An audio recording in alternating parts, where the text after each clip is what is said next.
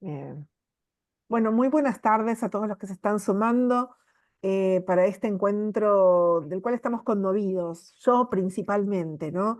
Tuve la oportunidad, mi nombre es Nancy Fernández, yo soy la directora del Instituto UGETS, una tecnicatura, que nosotros tenemos una carrera que es una tecnicatura en ludotecas con diseño de juegos y de juguetes. Y por invitación del profesor de videojuegos, que es Mishka y un gran amigo, ¿no? Que me invitó a escucharlo a Juan presencialmente en el Centro Cultural Cooperación. Cuando lo estaba escuchando, solo quería ver la posibilidad de que esto llegara al mundo entero, ¿no? Y hoy el mundo es muy virtual, ¿no? O sea, hoy el mundo tiene horarios y tiempos asincrónicos. Y estaba segura que había muchísima gente, muchísimas personas que iban a estar sumamente felices de poder escucharlo, como estaba escuchándolo yo, ¿no? En ese momento, en algún momento, Juan contaba cómo estaban viviendo su vida en Castelar hacía no sé cuántos años, y yo decía que también estaba en Castelar en esa época, pero solo que mientras ellos estaban construyendo algo que cambiaba también la vida y el mundo, yo estaba subida a una mesa cantando unas canciones de ABBA. Pero bueno, hoy acá felices de Ah, ahí que, puso, ella a ver, sale, que está súper cuidado. bien. Cuidado, les pedimos a todos que apaguen sus micrófonos. Sí, ahora yo voy a ver si lo puedo monitorear. A ver, algunos. Y bueno, felices de esta participación y un saludo inmenso para Juan, para Pablo, para todos. Así que, Mishka, te dejo el espacio para que vos presentes. Gracias. Bueno, esto va a ser breve porque lo bueno, sí, breve dos veces bueno. Esta charla se presentó por primera vez en IDA, ¿no? Fue una propuesta, una convocatoria que yo hice para Juan. En realidad yo sabía que Juan estaba con ganas de presentar una charla. A esta altura yo Juan lo considero un amigo y además bastante un mentor, un consejero por ahí en la industria. Yo sabía que él estaba con ganas de dar una charla similar, entonces lo invité acá.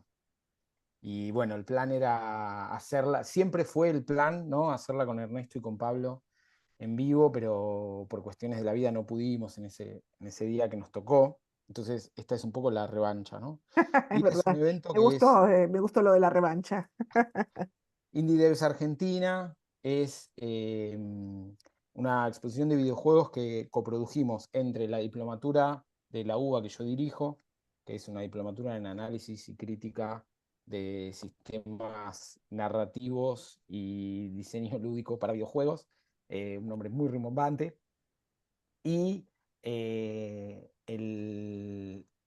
medio Pressover, ¿no? Que dirige Juan Lomanto. Desde ese espacio, desde ese evento, bueno, invitamos por supuesto al Jugets a participar, a ver esta charla. A mí me parecía muy importante que Nancy pudiese ver esta charla y evidentemente le tocó una fibra, así que decidimos repetirla. Bueno,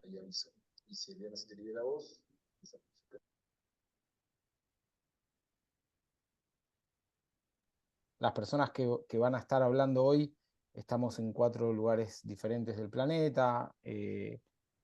Y bueno, son horarios diferentes y ustedes están en otro lugar diferente, así que va a ser toda una aventura. Para mí es un placer entonces tener a Juan acá una vez más y no quiero robarles más tiempo. Agradezco muchísimo ver gente acá de Jugets, de la Diplomatura, de José Cepaz, de la UNDAV. Son espacios de estudio eh, muy abiertos, ¿no? Universidades públicas, bueno, ya sabemos lo que significa. Así que les quiero agradecer una vez más a Pablo, Ernesto y a Juan. Yo a Pablo Testa lo conocí hace muchos años en una charla en Image Campus, pero no creo que se acuerde de mí, antes de que el Dogo fuese lanzado y demás. Eh, y nunca más nos reencontramos. Con Ernesto nunca me había cruzado y bueno, con Juan sí y mantengo esa amistad a esta altura. Así que bueno, Juan, si te parece, te libero para que Ujú. nos cuentes. Muchas gracias, Mishka.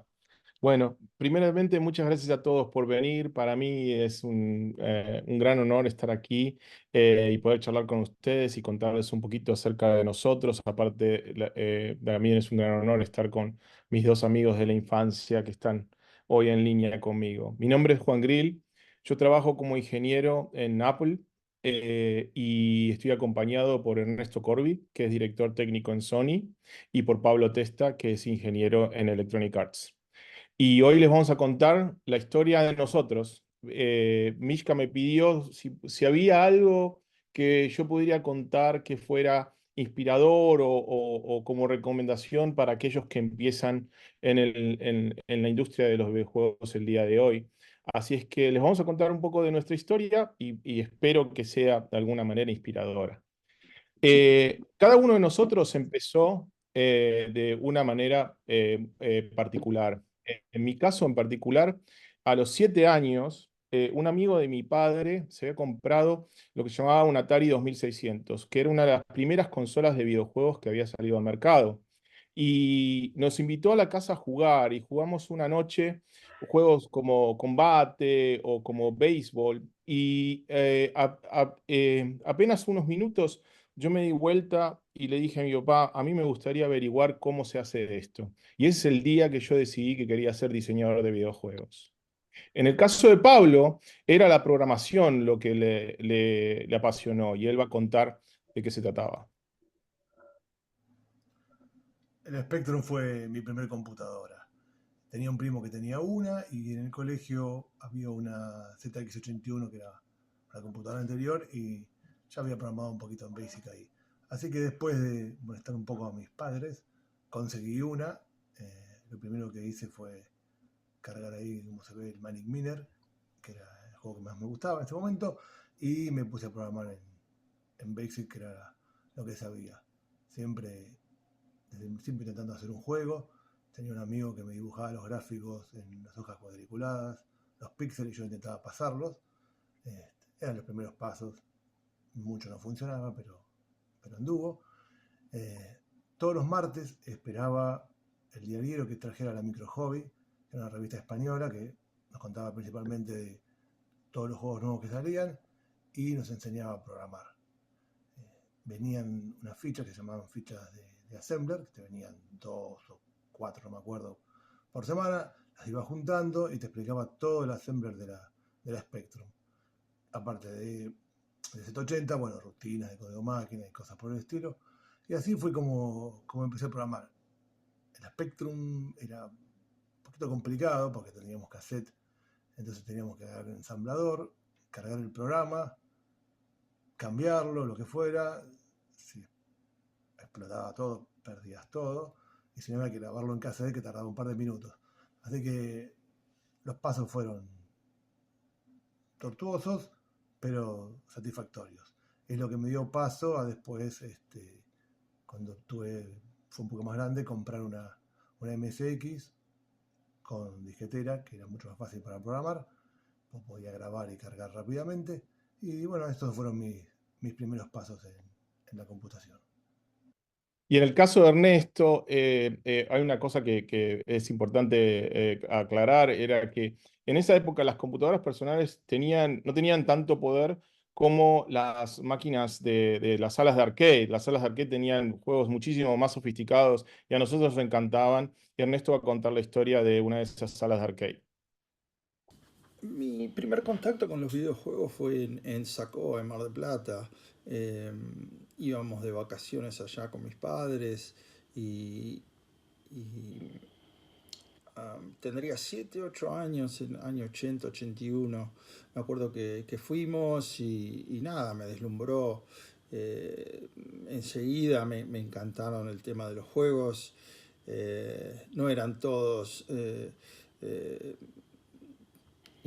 última generación, habría bastante electromecánicos también en esa época, era bastante diferente, pero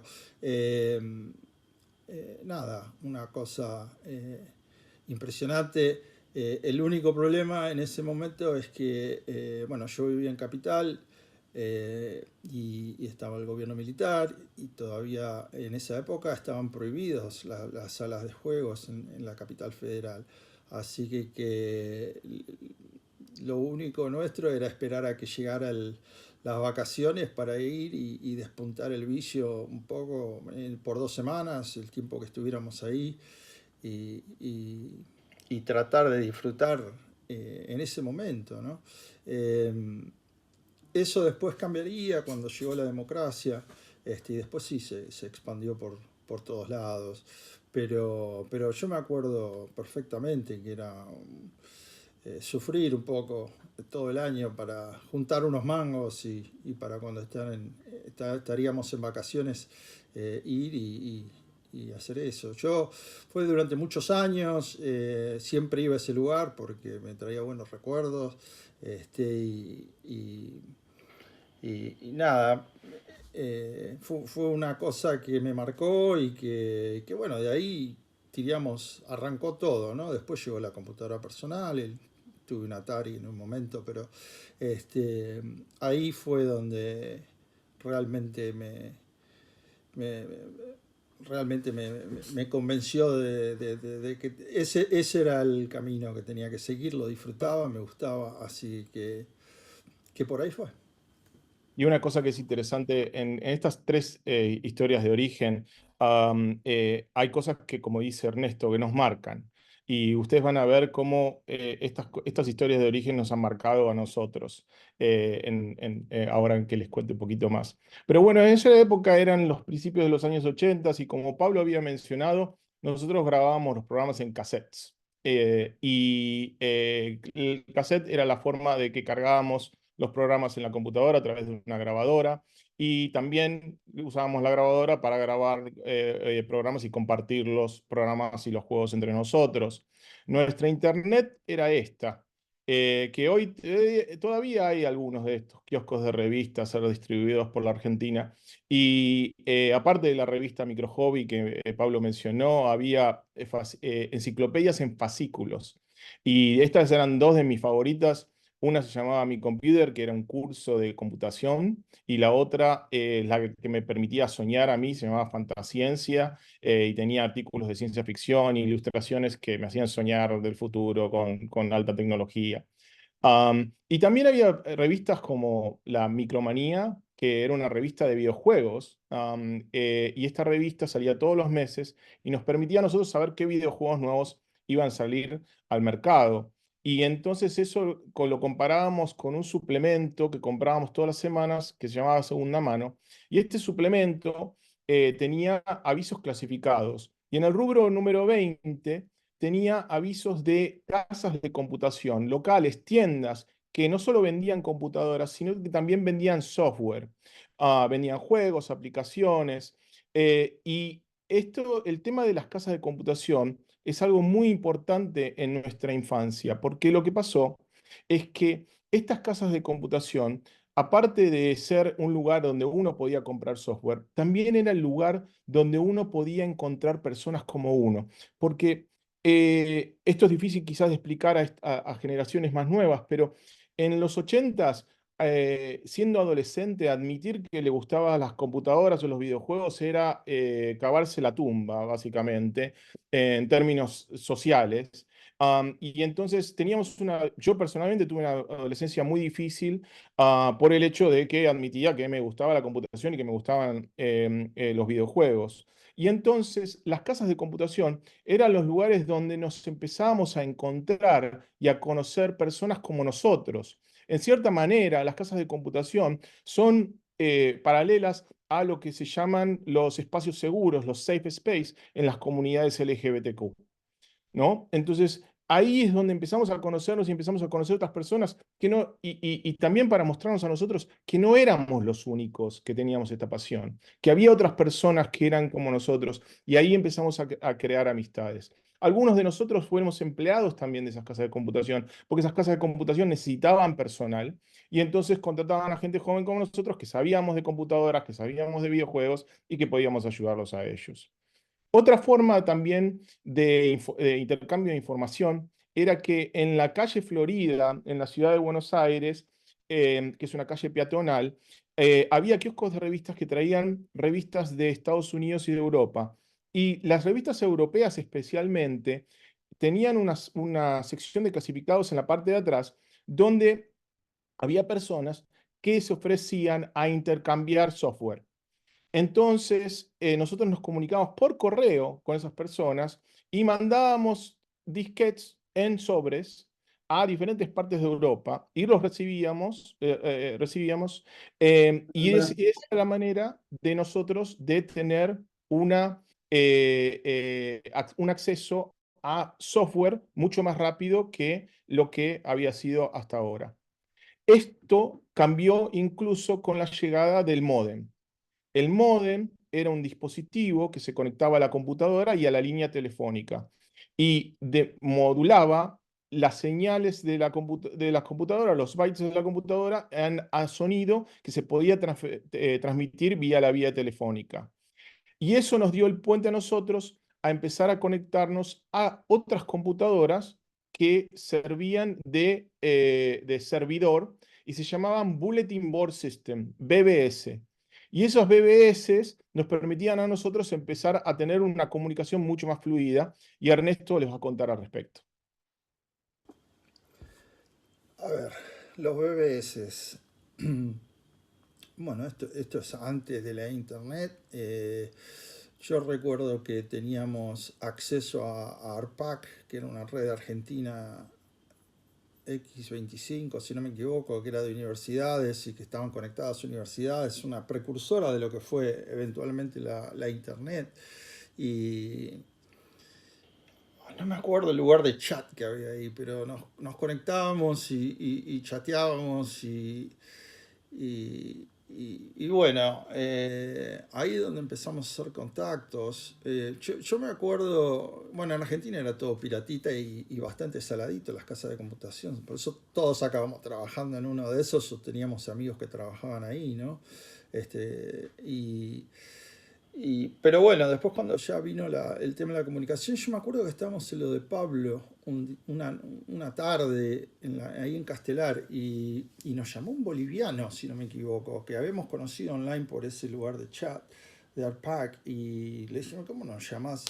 Y dice, no, yo estoy haciendo blue boxing, qué sé yo, y nos explicó cómo hacía todo eso. Pero bueno, en algún momento diríamos que todos los hacks que funcionaban en Estados Unidos en los años 70, en Argentina todavía funcionaban en los años 80, 85, y el blue boxing era uno de esos. Y bueno, con eso después sí ya podíamos llamar a todo lugar del mundo, y algunos BBS ya los conectábamos a través de la red de ARPAC misma, algunos estaban expuestos ahí, pero después con el tema de poder llamar a cualquier lado en todo el mundo, ya llamábamos directamente a los BBS directamente y como íbamos haciendo contactos y gente,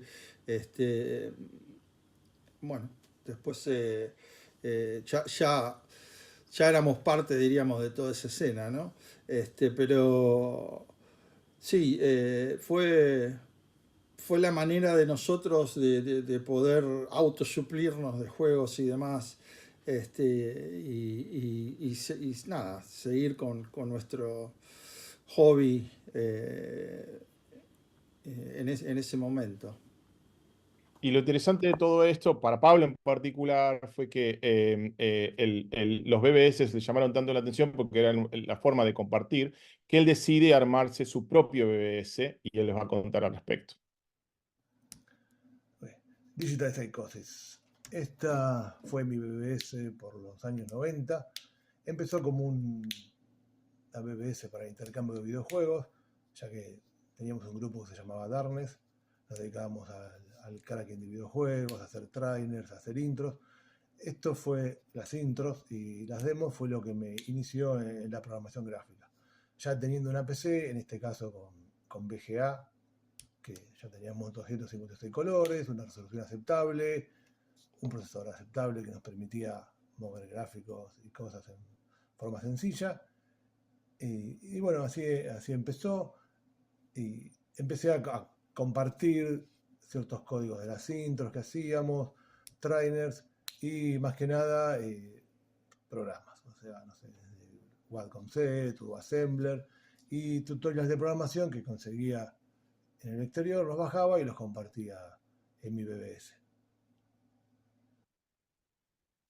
Y esta BBS fue una de las primeras lugares donde las personas que estaban interesadas en desarrollo de videojuegos acudían a la BBC Pablo para bajarse programas. Entonces ya estamos a mediados de los 90 y unos años anteriormente mi padre había venido a la casa y había entrado en mi cuarto y me había preguntado a mí qué quería hacer cuando yo fuera grande. Y quería tener esa conversación, digamos. Y yo respondí lo mismo que respondí a los 7 años, que era que quería hacer videojuegos. Y le doy crédito a él de que no se rió. Y porque para llevarlos al contexto de la Argentina de ese momento, en Argentina era muy común decir, eso no se puede hacer. No, esto en Argentina no se puede hacer. Y haber dicho eso, una profesión que ni siquiera existía, bueno, mi papá simplemente respondió, ¿y dónde se estudia eso? Y es por eso que el 27 de enero de 1994 llegué a Chicago, Illinois. Porque fui a estudiar al Electronic Visualization Laboratory. Es un laboratorio de visualización electrónica que se especializa en computación gráfica. Para darles una idea, todavía no había carreras de videojuegos en ninguna universidad del mundo. Entonces estudié computación gráfica. Y en el EVL, ellos se especializaban en el comienzo de la realidad virtual. Y habían hecho este dispositivo llamado The Cave. La que está en pantalla se llama Carolina Cruzneira, que es una ingeniera venezolana que la diseñó. Y Cave es un cuarto de 3 paredes. Y cada una de las paredes detrás hay un proyector que está impulsado a las imágenes por una computadora. Las computadoras están en sintonía y después hay una computadora que se proyecta desde el techo.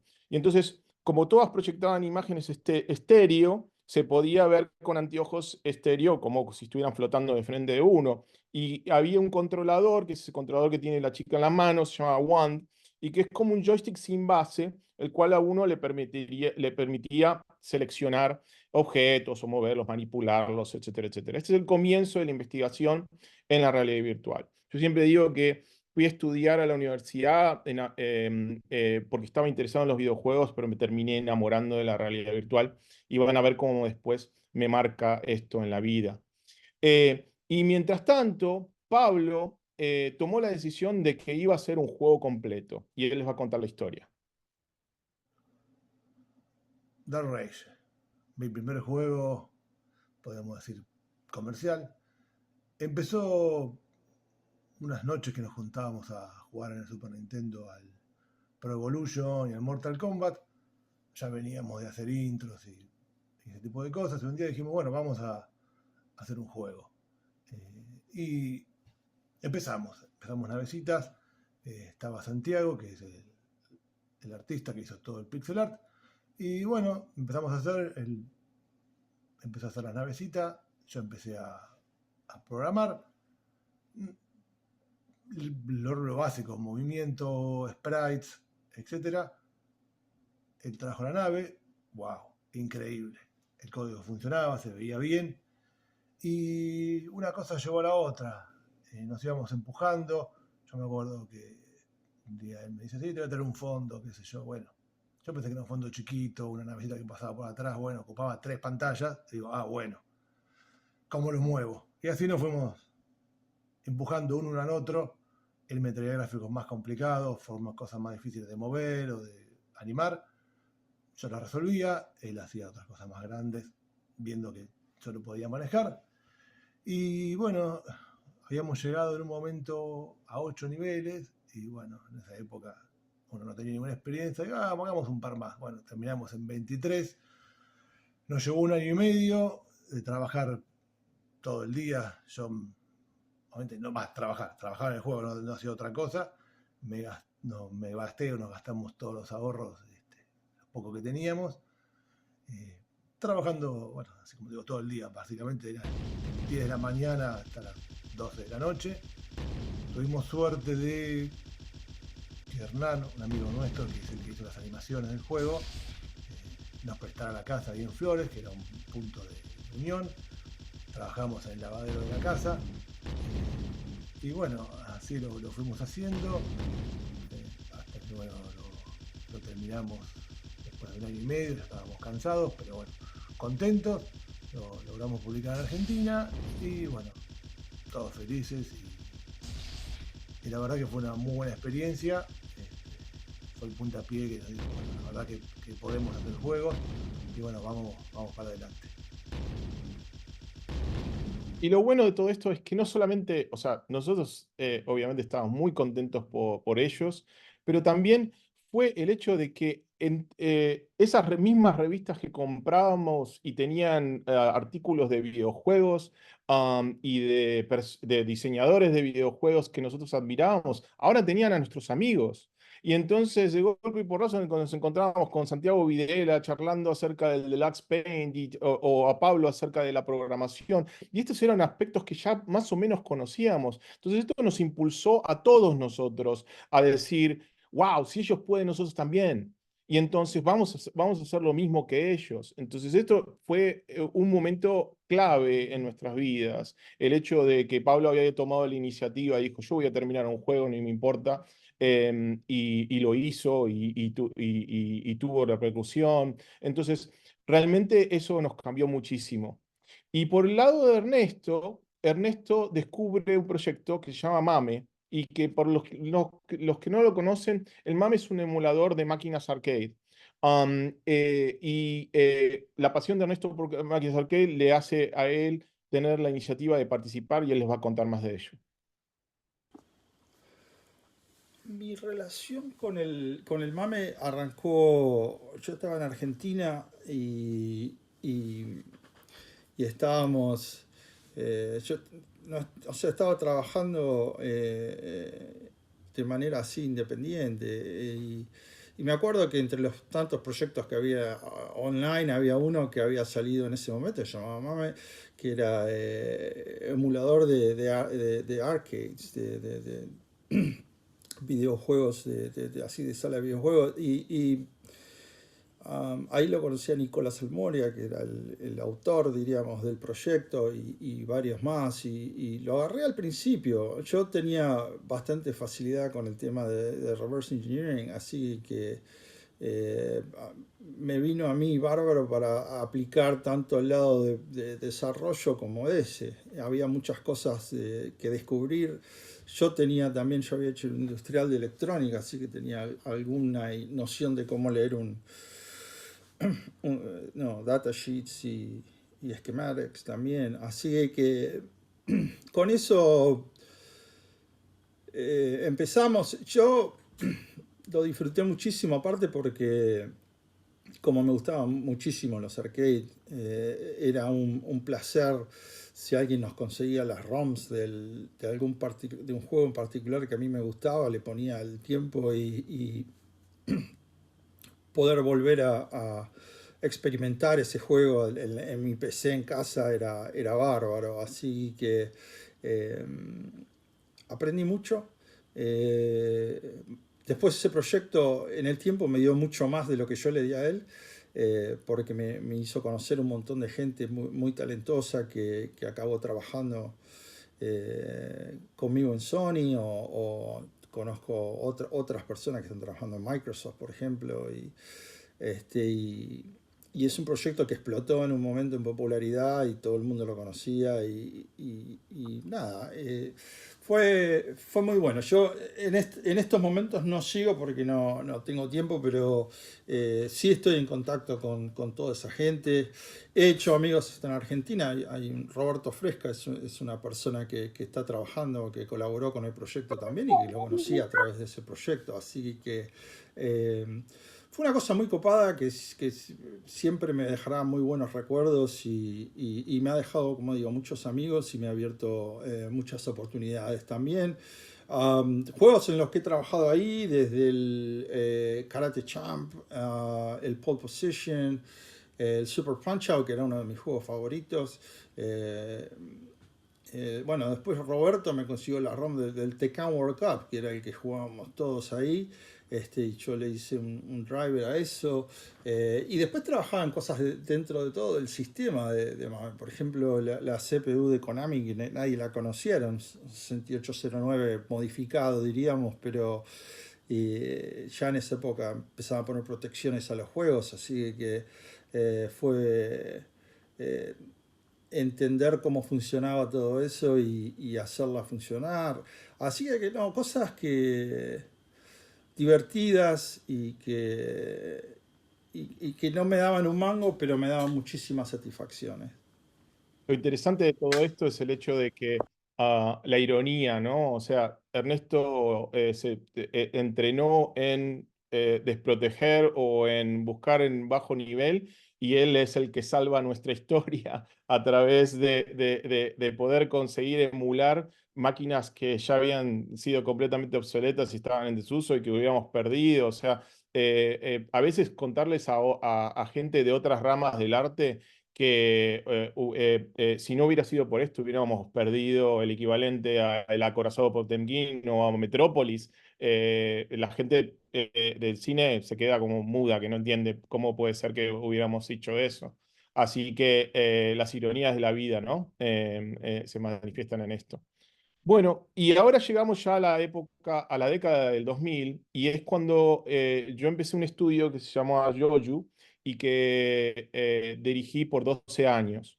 Pablo vino a trabajar por unos años en Yoju. Estos son algunos de los juegos que hicimos en esa época. Trabajamos mucho con empresas de medios, también por mi pasión a los juegos arcade, hicimos remakes de juegos arcade, y uno de ellos fue Asteroids Online. Atari nos contrató para hacer un remake del clásico Asteroids para redes sociales, porque en ese momento las redes sociales tenían juegos.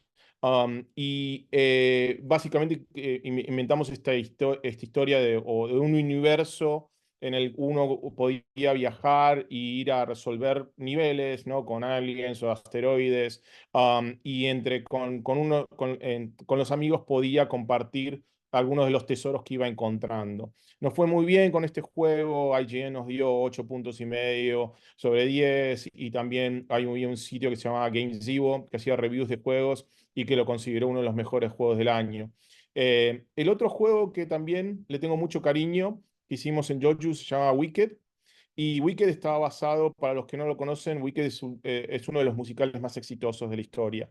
Y eh, eh, Universal, que tiene los derechos de Wicked, junto con un publisher que se llama 505 Games, nos contrató para poder hacer un juego de lógica basado en la historia del musical.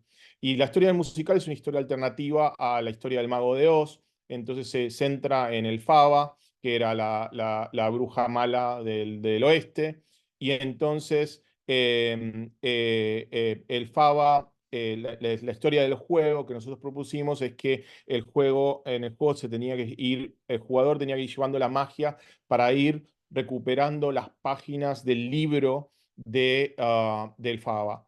Y una de las cosas que me da mucho orgullo de este juego, o sea, además del hecho de que lo mantuvimos por casi 4 años, es el hecho de que la diseñadora de vestuario de Wicked se llama Susan Hilferty y ella es una persona que ganó muchos premios Tony, es muy famosa, y ella dijo que el diseño del juego era el más fiel a su vestuario, al diseño de su vestuario, porque nosotros no teníamos el problema de casting, o sea, nosotros diseñamos los personajes a la altura exacta que ella los quería y hicimos el pliego de la ropa y el caer de la ropa exactamente como ella lo quería. Así que eso fue una de las cosas que fueron esos momentos de carrera de los cuales me siento muy contento.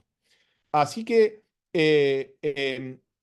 mientras básicamente yo seguía con Jojo, Pablo empezó su propio estudio y él les va a contar acerca de ello.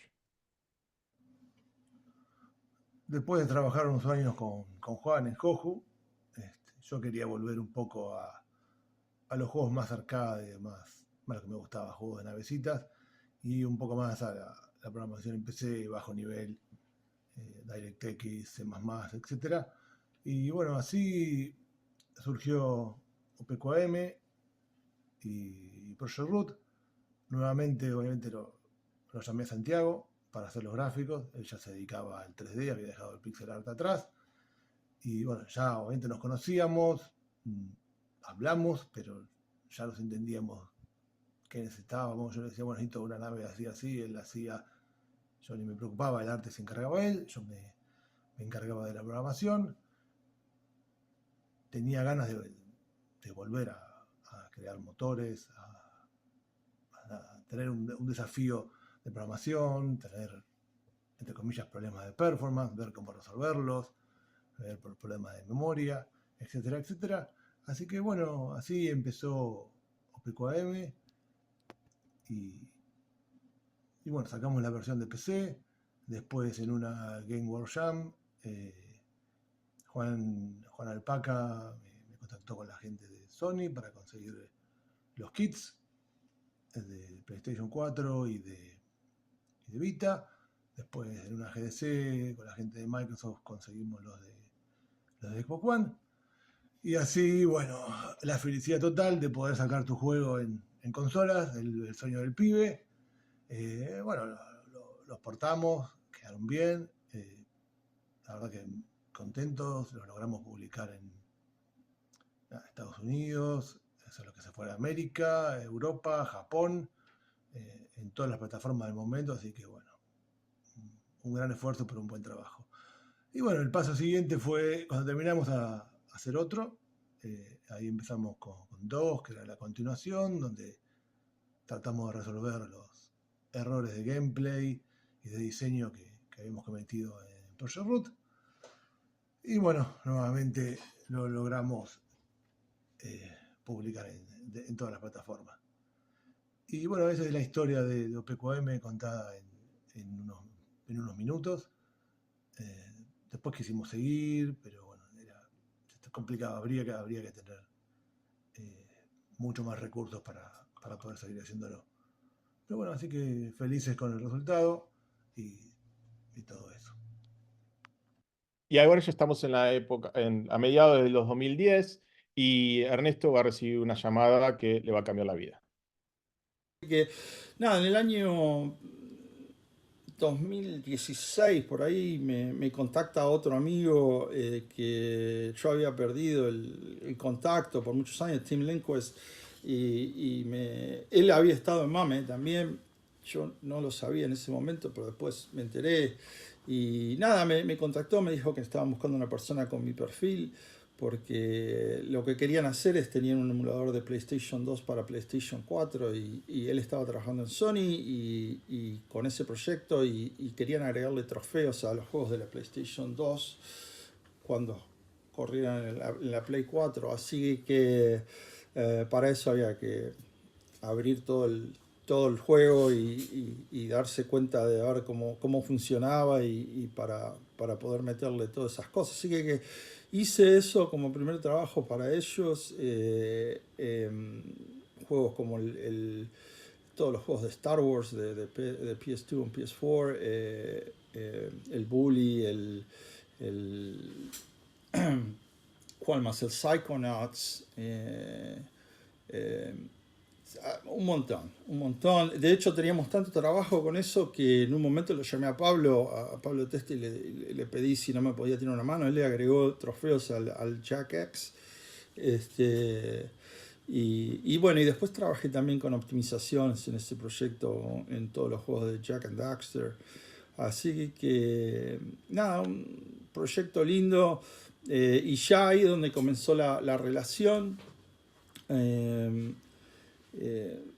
En ese momento me puse también a hacer una aplicación que usaban ellos móvil, que se llamaba PlayStation Experience, que usaban en los shows que cuando todavía estaba la E3, había otro show llamado PlayStation Experience también, como la aplicación y nada, desarrollé todo eso. Después Ya como segunda etapa llegaban los 20 años de PlayStation y querían hacer un homenaje a lo que era el Parappa the Rapper, así que me pidieron si no podía escribir un emulador de PSP, lo cual lo hicimos con Henrik, que es el autor del emulador que todo, de PSP que todos conocen, es el PPSSPP, pero teníamos que escribirlo de cero, tenía que tener ciertas cosas como la habilidad para reemplazar texturas con alta calidad y audio, y tenía que andar en una Play 4 que no era el hardware más potente, pero lo hicimos, salió, fue la versión de Parappa the Rapper que salió en la Play 4. Y bueno, en base a ese emulador hicimos después otro remaster, como lo de Patapón 2, el Loco Roco 2. Y nada, la verdad que fue muy bueno, muy divertido. Y de nuevo, o sea, voy a enfatizar esto, o sea, el hecho de que Ernesto pasó su infancia aprendiendo low level engineering le permitió a Sony salvar su historia, ¿no? De máquinas obsoletas que no podían correr esos juegos, se salvaron todos estos juegos. Así que una muy gran cosa. Entonces, para esta época, yo también tengo un pivote en mi vida, que es que alrededor del año 2015-2016 hay algunas cosas que pasaron en la industria. Una de ellas fue que Oculus sacó su casco de realidad virtual, y Apple sacó un software de Cantando mucho todo. Oh, ah, es un kit de desarrollo que se llama ARKit, y este kit de desarrollo permitía hacer aplicaciones de realidad aumentada. Y por suerte pude conseguir un trabajo en Microsoft, ahí cerré el estudio y dije, voy a tratar de conseguir trabajos en realidad aumentada. Conseguí un trabajo en Microsoft en un proyecto que se llamaba Minecraft Earth, que era el concepto de jugar Minecraft, pero con el teléfono en el mundo real, ¿no? Como el teléfono como ventana del mundo real. Y uno de los problemas más grandes que tuvimos es que todos nosotros veníamos del diseño de videojuegos donde tenemos el monitor como la ventana hacia el mundo, ¿no? O sea, X, Y y Z por esta ventana del monitor. Entonces, en la realidad aumentada yo digo siempre que tenemos el concepto de la pared N, como en el teatro está el concepto de la cuarta pared, del actor hablando a la audiencia. La pared N es que cada usuario ve al mundo desde su propio ángulo, entonces la experiencia puede ser diferente. Y había un montón de cosas que eran diferentes. Y entonces yo decidí que quería volver a lo más bajo, que era directamente programar aplicaciones yo. Y empecé a sacar aplicaciones por mi cuenta, y eso me permitió conseguir trabajos en diferentes lugares para desarrollo de aplicaciones de realidad aumentada vía el teléfono. Entonces uno de ellos fue Verizon, que es un proveedor de telefonía celular aquí en Estados Unidos. El otro son los pianos Steinway. Hicimos una aplicación para que uno pudiera customizar un piano completo en su propio espacio. También trabajé en algunos juegos. Y esto llevó a que un día recibí una llamada telefónica, primero un correo electrónico de una señorita de recursos humanos de Apple.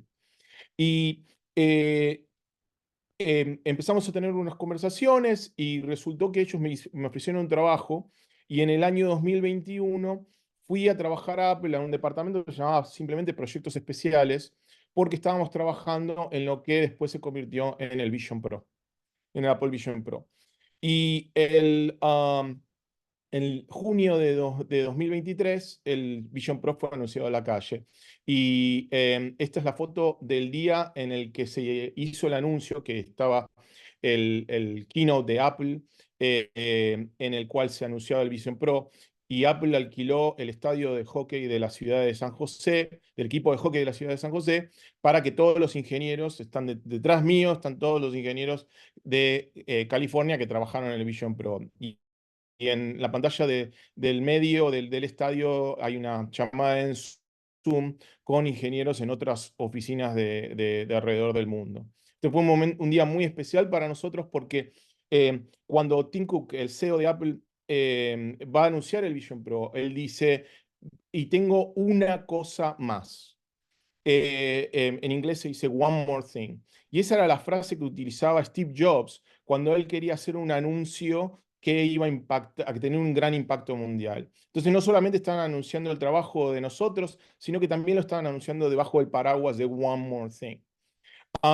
Y fue muy lindo durante los siguientes 45 minutos. A medida de que se iban mostrando en el keynote diferentes partes específicas del Vision Pro, se escuchaban gritos de diferentes partes de la audiencia, que eran los ingenieros que habían trabajado en esa parte en particular, de esa funcionalidad en particular. Así que fue un día muy emocionante para todos nosotros. Y 9 meses más tarde, el 2 de febrero, el Apple Vision Pro salió a la venta. Apple nos regaló esta placa que tengo aquí en mi casa. Y ese día fuimos con mis compañeros de trabajo a las tiendas. O sea, yo personalmente fui aquí a la tienda aquí en San Francisco y fuimos a ver cómo la gente usaba el Vision Pro, cómo se sentían usándolo, ¿no? Así que fue un momento muy lindo. Y el día de hoy todavía sigo trabajando haciendo prototipos de aplicaciones para Vision Pro. Mientras tanto, Pablo, después de haber cerrado OPQAM, él fue a trabajar a Electronic Arts. Él había trabajado en Electronic Arts en los años 2000 y volvió a Electronic Arts, volvió a Vancouver. Y como él es un experto en performance y en programación de bajo nivel, ha trabajado en todos estos juegos en los que él ayuda en la performance de todos de los juegos y él es un ingeniero ahí en Electronic Arts, continúa trabajando ahí. Y mientras tanto, Ernesto, entre otras cosas, ha sido parte del lanzamiento de la PlayStation 5. Ahí está la campera que le regaló Sony por el lanzamiento. Y también es director técnico, él trabaja para un departamento que se llama XDev y él es director técnico en algunos juegos como Medieval o como el Iron Man VR o como Kena Bridge of Spirits. Um, y ahora estamos llegando al final de nuestra presentación. Quiero decirles que no solamente somos nosotros tres, que tuvimos muchos amigos que por suerte argentinos que nos influenciaron muchísimo en nuestras vidas y estos son los nombres de algunos de ellos. Antes de terminar esta charla, volviendo un poco a lo que Mishka me pidió al principio, él me pidió, ¿qué cosas recomendarías, no? Y entonces les quiero contar algunas historias. La primera es que era el año 2008 y yo tuve la casualidad de que estaba visitando Argentina y la Asociación de Videojuegos Argentina, ADVA, tenía una reunión de desarrolladores de videojuegos. Y asistí a esa reunión y era en un McDonald's en la calle Florida, en Buenos Aires. Y cuando llego, reconozco a Javier Otaegui, que lo había conocido unos años antes, y él me presenta a Daniel Vermeigui. Daniel Vermeigui había dejado de trabajar en Gameloft hacía unos meses y en su laptop tenía un prototipo de un juego que se llamaba I Wish I Were the Moon. Y ese juego para mí fue un honor de haber visto la primera versión del juego que se iba a convertir en Storyteller, que es el juego número uno del servicio de streaming número uno del mundo, ¿no? Como Netflix. Para mí es un honor conocer a Daniel, haber conocido, charlado y juntado durante todos estos años, como esta oportunidad que estuvimos en Barcelona juntos en el año 2016. Y también le agradezco mucho que el año pasado, cuando Juan Lomanto me entrevistó para hablar del Apple Vision Pro, que Daniel me venga a entrevistar también. O, por ejemplo, que cuando Daniel vino a hacer la charla este año eh, em, en la Game Developers Conference, haciendo el postmortem de Storyteller, yo quise estar primero en la fila para decirle lo mucho que lo admiro, lo mucho que lo respeto. Una de las cosas que siempre digo es que hay personas en la historia que están registradas en la historia como esas personas que se tomaban cafés con Jorge Luis Borges, con Mercedes Sosa, con Julio Boca. Para mí es un honor haber conocido a Daniel y creo que la historia argentina todavía no está lista para ponerlo a él en ese lugar, pero seguramente lo va a hacer, ¿no? Eh, Daniel me inspiró para otra cosa, que fue que él, cuando presentó I Wish You the Moon, el primer festival en el que presentó I Wish You the Moon, era en el Sense of Wonder Night, que es un festival de juegos independientes en Japón, en Tokio Game Show. Y el organizador se llama Kiyoshi Shin. Y yo estaba en Singapur en el año 2011 organizando una galería de juegos independientes en una conferencia. El gobierno de Singapur me había pagado para ir a organizar esta galería. Y me acuerdo que en la cena de organizadores de la conferencia lo conozco Kiyoshi y no tengo una foto con él de esa cena, pero sí tengo una foto del pescado, la cabeza de pescado del curry, que es una especialidad de Singapur, que nos comimos. Y nos pasamos toda la noche charlando acerca de juegos independientes y de juegos como una forma de arte. Y al final de la charla, al final de la noche, Kiyoshi me invitó a que fuera jurado de Sense of Wonder Night. Y ese mismo año, entonces, fui a Tokio al Sense of Wonder Night. Y desde ese año que voy todos los años a Tokio para este festival. Con Kiyoshi tengo una excelente relación, una gran amistad. Es una persona que respeto muchísimo. Esta es una foto de los dos en el año 2018, después de la PAX en Seattle. Y otra cosa, otra historia que les quería contar es que, por ejemplo, porque yo me involucro con festivales de juegos independientes, hay otro que se llama Indiecade, y en Indiecade, en el año 2014, conozco a los creadores de este juego arcade que se llama Killer Queen, que es un juego de culto arcade aquí en Estados Unidos, y que es muy popular en el circuito de máquinas arcade. Pero ellos, 2 años más tarde, en una GDC me dicen, ¿sabes qué? Te queremos presentar a un grupo de argentinos, a dos chicos argentinos que nos parecieron muy, muy interesantes y que hicieron un juego, y ese juego era Dobotone. Para los que no lo conocen, este juego es un juego hecho por Hernán Sáez y Máximo Balestrini y que es básicamente una consola. Y esta consola tiene 4 controladores de 2 botones cada una. Y tiene una serie de juegos de multiplayer local, ¿no? Pero eran los juegos, no solamente la consola era súper original, sino que los juegos eran también súper originales. Y charlando con Hernán y Maxi, ellos me cuentan que ellos querían postularse para el Sense of Wonder Night. Y entonces yo les explico la mejor forma de estructurar como el material, ¿no? Y les deseo mucha suerte, por supuesto. Y por suerte, los jueces mis compañeros jueces estuvieron de acuerdo que era un juego buenísimo que tenía que ser parte del festival. Y entonces en el festival los chicos vinieron a Tokio y en el festival cuando toca hacer la entrega al mejor juego experimental, Kiyoshi me dice, dale el premio vos.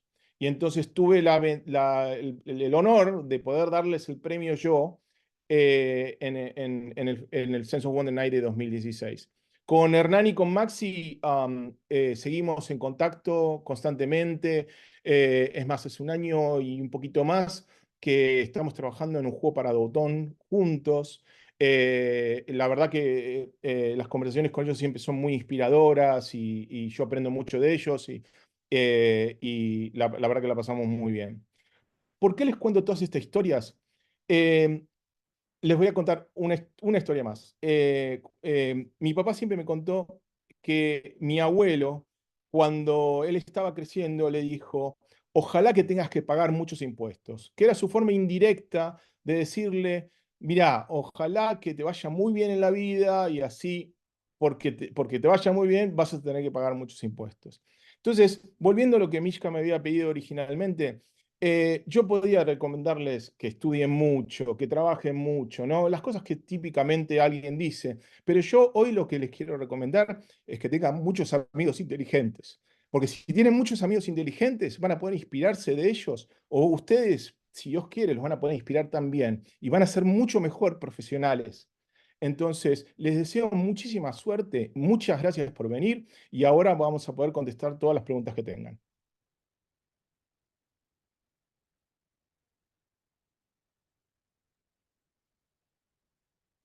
Así que, let's Muchísimas go. gracias a vos, Juan, a ustedes por sumarse. Yo no sé si Ernesto y Pablo tendrán algún consejo para sumar. Justo el lunes con los chicos de UNPAS, que hay algunos acá conectados, le hicimos una entrevista a Dani, a Daniel Benmergui, y también nos tiraba de entre sus consejos. Uno era Em, Rodéense de la gente a la que admiran, ¿no? Como junten amigos inteligentes, acérquense a la gente, ¿no? La industria tiene mucho de eso, de cruzarte en un pasillo, mandarle un mail y en general la gente responde bien. Así que bueno, gracias nuevamente y como decía, si Ernesto y Pablo tienen alguna, algún consejo para sumarnos mientras vemos algunas preguntas. A ver, paré de No, no. compartir así los puedo ver, ¿sabes? Ahí Sí, está. yo te puedo decir que, bueno, gracias primero por invitarme y gracias Juan por poner eso, armar todo eso, pero a pesar de todo lo hermoso que eso parece hasta cierto punto, el camino siempre estrellado, siempre... No hay que tener miedo a palabras como fracaso, o como que las cosas no funcionaron. Eso nos pasan a todos, a todos niveles de la vida y aquí no le ha pasado. Lo importante es levantar la cabeza, aprender de eso y darle para adelante.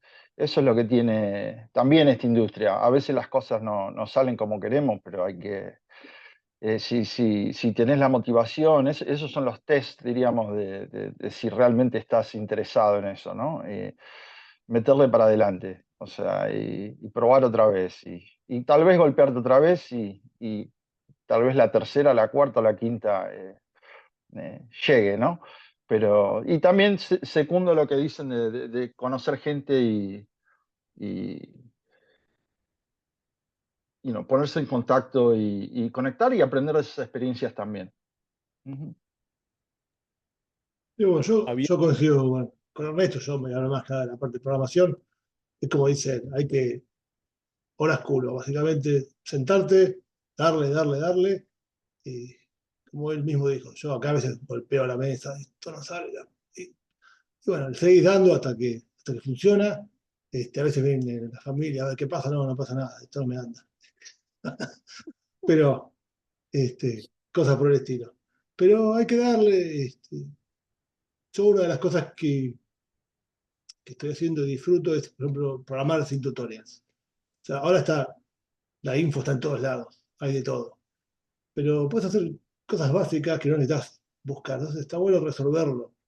Eh, yo me acuerdo cuando a veces miro mi código viejo de Dark Rage y digo, ¿cómo resolví esto? Y bueno, nada, no tenía nada, agarré un papelito, dibujaba y está muy bueno a veces no descubrirlo por uno mismo. Y ahora lo mismo hay cosas que no conozco y bueno, no miro, bueno, me las rebusco, tardaré el triple, no me importa.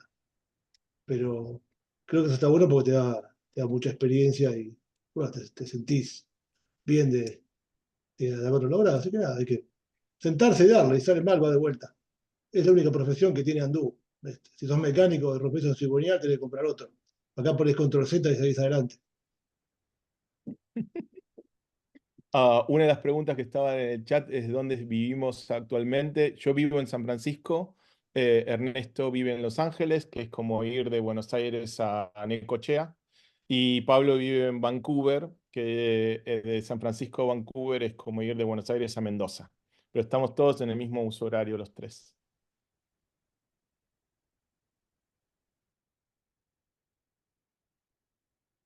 ¿Alguna otra preguntita?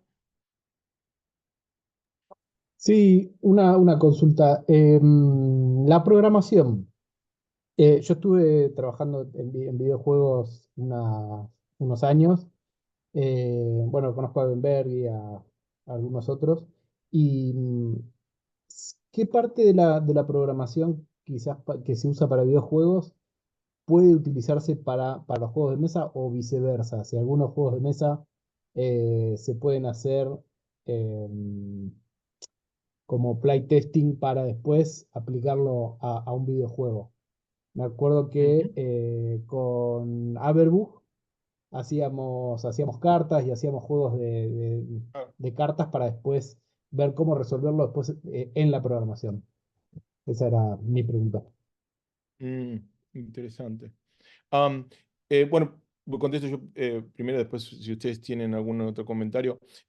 Concretamente, el prototipado en papel, se han probado diferentes cosas. O sea, una vez estuve en un workshop en el que prototiparon Mario Kart en papel, ¿no? Y lo interesante fue que, más que nada, hay mecánicas que son propicias a prototiparse en papel y otras no tanto, porque muchas de las dinámicas de Mario Kart no se podían prototipar bien en papel. Entonces, depende de muchos factores del juego en sí, pero no está mal empezar una idea en papel y ver cómo, quizás un poco de la mecánica, pero después dependiendo del género, habría que pasarse al formato electrónico y seguir prototipando por ahí. Bien, bueno, gracias. No. ¿Alguna otra preguntita?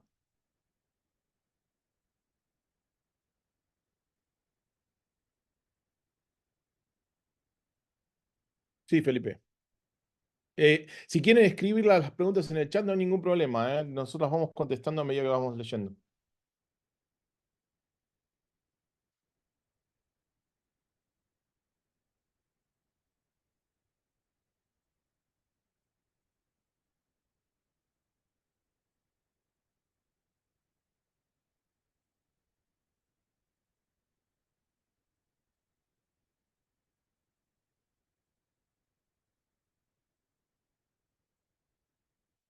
Efecto zombie. Para mí. No, eh, ¿te animás a contarme más a qué se refiere el efecto zombie? Sí, digamos, es algo que se generó en redes cuando sale, digamos, el VR de Apple, Sí. que nada, se ven videos como con gente caminando con los lentes y como alienada, ¿no? Ya Si eso es verdad o no, ya te ¿viste? Porque uno entendí. nunca sabe, ¿viste? No, totalmente, totalmente. Porque es más, para que te des una idea, en el sistema operativo hay un montón de protecciones para que no hagas eso, pero la gente lo quiere hacer igual. Ah, O ok. sea, todo el sistema operativo está diseñado para que estés sentado, ¿sí? Incluso si vos tenés una experiencia VR puesta en el Vision Pro y te parás y caminás más de 1 metro, la experiencia inmediatamente se para y te pasa al pass-through por temas de seguridad. Eso hizo también, creó mucha controversia con los desarrolladores que estaban trabajando para Meta, para el Oculus. Porque el Oculus es lo contrario. El Oculus te invita a que te pares, a que muevas los brazos, como Beat Saber, ¿no? Y el Vision Pro es todo lo contrario. Lo que pretende el Vision Pro es que te estés sentado y que hagas pinch con la mano, pero la mano sobre tu pierna, quizás. Y entonces es una experiencia inmersiva completamente diferente. El paradigma es completamente diferente. Pero así todo, hay gente que sale por la calle y que hizo override de todos los settings como para poder ponérselo. No es una cosa que Apple recomienda, es más, se puso un montón de cosas para que la gente no lo haga, pero igual la gente lo sigue haciendo, ¿no? Listo, genial. Bueno, después la otra pregunta que sigue dice, yo soy joven, pude empezar a trabajar hace un año como programador, gameplay engineer, muy bien. ¿Qué recomendaciones tienen para alguien que está teniendo dificultades para entrar, para hacerse un lugar dentro de la industria? Ernest, Pablo, ¿ustedes? Pablo, ¿querés decir vos primero? Bueno, dale. No, básicamente es nada, con tal experiencia hoy no está tan fácil como hace un par de años. Este, pero más que nada, si lo que haces en tu trabajo no es algo que vos consideres que te permite avanzar o no va para el lado que vos querés ir, bueno, nada, tomate un par de horas en tu casa, hace algo, hacelo público, no sé, algo open source, lo que fuera. Más que nada, tenés que poder demostrar conocimiento. Si demostrás que lo podés hacer, no habría mayor problema. Yo, por ejemplo, no tengo título, no tengo nada y estoy trabajando como ingeniero, entre comillas, así que funciona. O sea, nada. Yo siempre lo conseguí mostrando lo que tenía hecho, algún jueguito que tenía hecho, lo que fuera. Tenerlo público y mostrarlo. Sí, yo lo que también le agregaría que es eso, a veces se le da más valor a la experiencia que si llenas un formulario, ¿no? Si sabes esto o aquello, sino en qué trabajaste y demás. Y obtener esa experiencia lleva años a veces, lleva tiempo. Por eso decía que es a veces un camino trillado, lo cual no quiere decir que tenés que bajar los brazos, sino lo que tiene que ser es meterle más, meterle tiempo. Si realmente te apasiona, es algo que lo vas a hacer porque te apasiona. Aprender, no porque tengas que aplicarlo en tu trabajo, sino porque realmente tenés una curiosidad o un interés en aprenderlo y, y lo demás llega solo. Yo soy ferviente creedor de eso también, ¿no? Si haces las cosas bien y si lo mostrás y la gente se da cuenta de que estás haciendo las cosas bien, en general se reconoce eso, ¿no? Este, yo soy igual que Pablo, no tengo título universitario, terminé secundario completo, nada más, y lo cual no quiere decir que no tengas que ir a la universidad. Cada uno toma su camino y conoce lo que funciona para ellos, pero lo nuestro va más por la pasión y me parece que va por ese lado también, ¿no? Si realmente sos apasionado en lo que haces, no te va a costar nada mejorar. Sí, yo agregando eso, o sea, este, yo me han ofrecido trabajos, he aplicado y me han dicho, no servís y estoy trabajando. O sea, depende de quién te entreviste, para qué sea. Es muy relativo. A veces es un poco de suerte, no, aparte que tenés que tener conocimiento, pero no es que no te tomen para un trabajo, es que no servís para ese trabajo. Es muy relativo. Lo importante, creo que también, para hacer eco un poco lo que están diciendo los chicos, es el portfolio de uno, lo que publica uno, se convierte muy relevante a la hora de que a uno lo elijan para un trabajo. Entonces, cuantos más juegos puedas publicar, mejor, más va a ser tu oferta. Y al final del día, por haber pasado por el proceso de publicar el juego, tus juegos van a ser mejores. Yo tengo un amigo que dice que tus primeros 15 juegos van a ser una mierda, así que mejor te los saques de encima lo antes posible, ¿no? Entonces, lo que yo te recomiendo es que participes de jams, que publiques juegos en itch.io o lo que sea, para que te vayas haciendo, digamos, la experiencia. Y esa experiencia te va a ayudar a vos a que seas un mejor ingeniero o programador si eso es lo que te interesa. Malena decía, capaz me lo perdí, pero ¿están trabajando en algún proyecto juntos en la actualidad? No, lamentablemente los tres estamos hasta acá de trabajo, estamos viejos aparte, se nos cae el pelo, bueno, a ellos se les cae más el pelo que a mí, pero ya me va a pasar a mí también. Pero siempre, por suerte, tenemos un grupo de WhatsApp donde nos contactamos, pero bueno, nunca digas nunca, ¿no?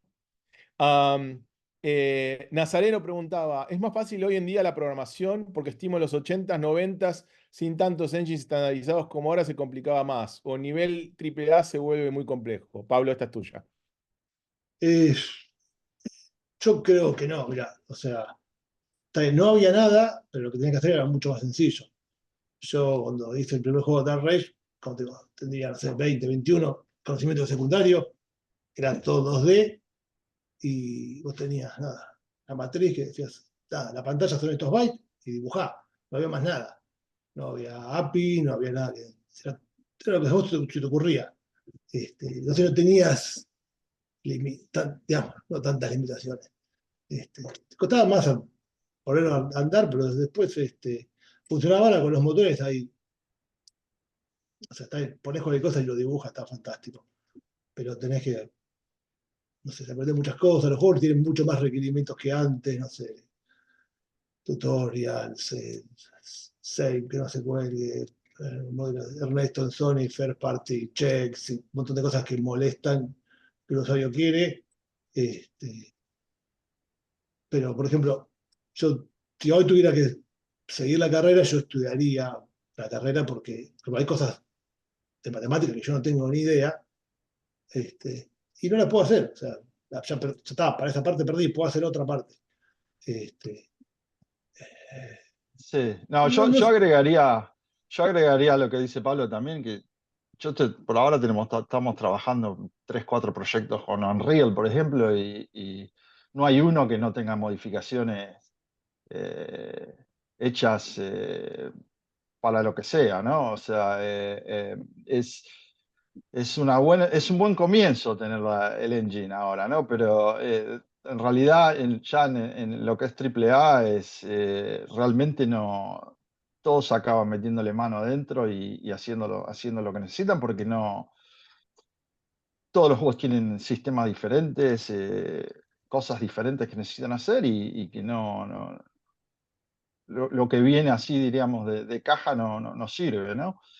Y bueno, aparte, como dice Pablo, es mucho más complejo ahora, ¿no? Si tenés que programar algo de inteligencia artificial o paralelización, GPU, todo ese tema sí, al lado de lo que era una Commodore 64 con, viste, 16 colores, una paleta y nada más, nada que ver. Así que sí, es muy diferente ahora. Pero a la vez hay más especialización, ¿no? También se requiere más gente ahora en ese sentido, ¿no? Tenés programadores de sistema, programadores de GPU, programadores de audio. eh, entonces, dan esas oportunidades también, ¿no? sí, yo extraño a veces me gusta hacer todo. No sé, cuando tenés que dedicarte una partecita, así, bueno, me quedo afuera de todas estas otras. Pero no, ya no podés hacer todo. Cuando hago algo en casa, sí, total que me importa. Si tarda un año o 1000, es lo mismo, es para divertirme. Pero como dice Ernesto, o sea, todos los juegos son distintos, tenés que optimizar porque si no, no anda. Y bueno, lo que viene en base funciona o no funciona. Si vos sos indie, yo cuando iba a hacer el tercer juego, digo, bueno, dale, puedo hacer en Unreal.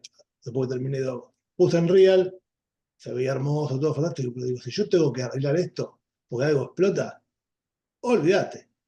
Entonces digo, si sigo, tengo que estar con mi motor, que bueno, es más chiquito, pero lo puedo arreglar. Unreal era, o sea, lo podía entender, pero no te da, si sos uno solo, el tiempo para poder arreglarlo. O sea, mientras el juego sea sencillo, no hay problema. Triple A se empieza a complicar.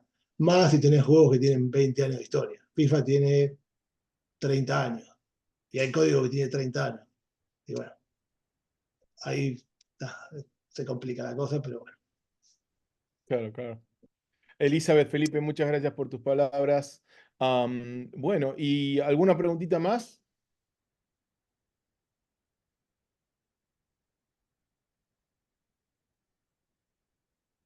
Si no, Nancy, decinos. Inmensos Por ahí, agradecimientos ay, nuevamente. La verdad que aparte volverlos a escuchar, para mí un placer inmenso. Em, Sobre todo al final, digamos, desde el comienzo, ¿no? Porque cada selección de cada video que fuiste pasando, Juan, ¿no?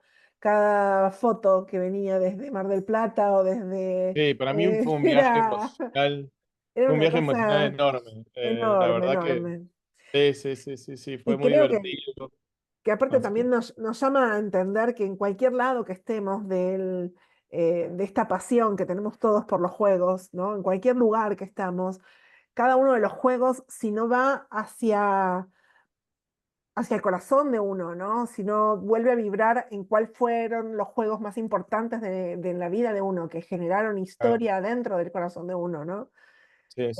Pero en esto ustedes nos están dando, aparte también en el lugar que ocupan hoy, ¿no? O sea, en la carrera que han logrado, que ustedes hagan estas afirmaciones que hiciste vos hacia el final y que las hizo de alguna manera también Pablo y Ernesto, o sea, la afirmación de la relación con el otro, ¿no? O sea, esta amistad y esta casualidad, ¿no? O sea, la serie de casualidades, entre comillas, Sí, ¿no? suerte. Finitas, o sea, que pudo haber no sucedido, o sea, que pudiste no haberte encontrado, que por ahí no estabas al lado que por ahí no comías el mismo plato de pescado, ¿no? En ese momento, ¿no? Ese nivel de casualidades frente a los cuales uno se deja también llevar, ¿no? Pensando en alguna de las preguntas, ¿no? Que decía, bueno, ¿y cómo juego, ¿no? Cómo juego ahora el juego de esta vida. Claro. Qué bueno.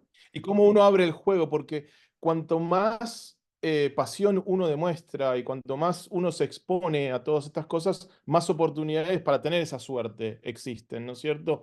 Así que, pero sí, yo me considero muy afortunado de tener a ellos dos como inspiradores en mi vida.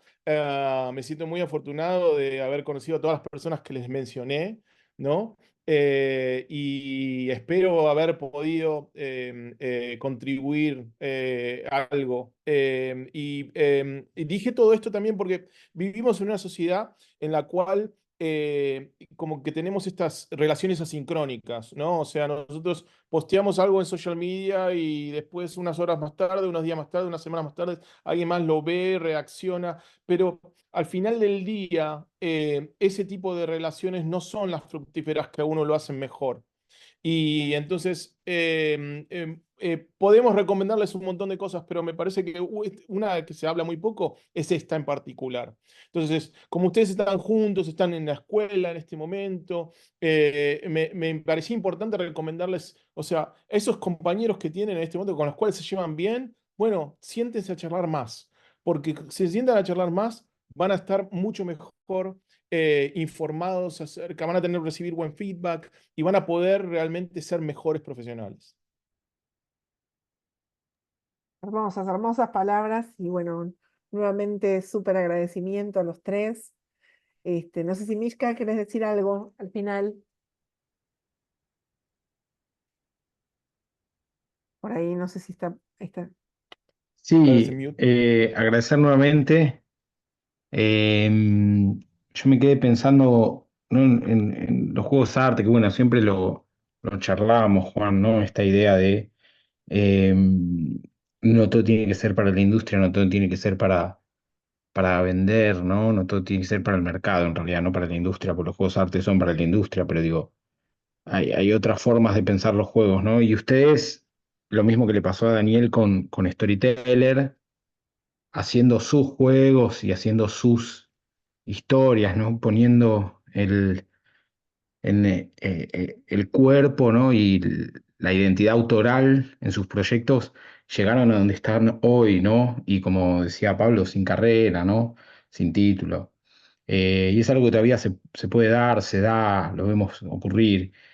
Para mí es súper importante eso porque a veces en esta idea de seguir las carreras y continuar, ¿no? Con la academia y el mandato social y demás, nos olvidamos que en hacer juegos también hay algo de oficio, no todo es profesión, y en ese oficio siempre hay una identidad puesta, ¿no? La propia.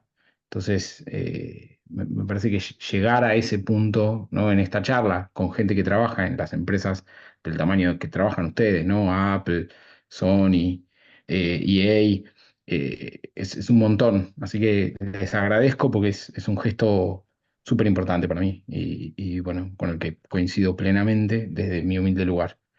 Así que muchas gracias, gracias a toda la gente que está y si están de acuerdo, podemos tomar esto como cierre. Un gran cierre. Gracias por la generosidad de todos también, ¿no? De quien vino a escuchar, de esta libertad de hacer encuentros fuera de la casilla también, ¿no? No es el instituto, no es la asociación, sino que es para el mundo, ¿no? Esto que decían ustedes, de Castelar para el mundo, en donde todos somos parte de esta misma comunidad inmensa y de este amor eterno para los juegos. Muchas gracias a todos. Buenas noches. Buenas noches. Chao. Hasta luego. Gracias, Gracias. hasta pronto, que descansen los que están en otros horarios. Adiós. Un gran abrazo. Gracias.